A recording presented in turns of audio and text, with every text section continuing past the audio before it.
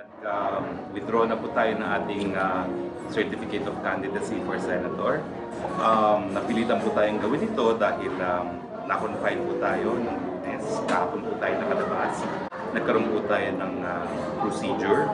At pagkamat ang sabi ng doktor na hindi naman siguro ikamamatay kung mangangampanya, hindi rin ugma yung pangangampanya dun sa lifestyle na kinakailangan mo para makarecover na tuluyan sa ating naging karamdaman.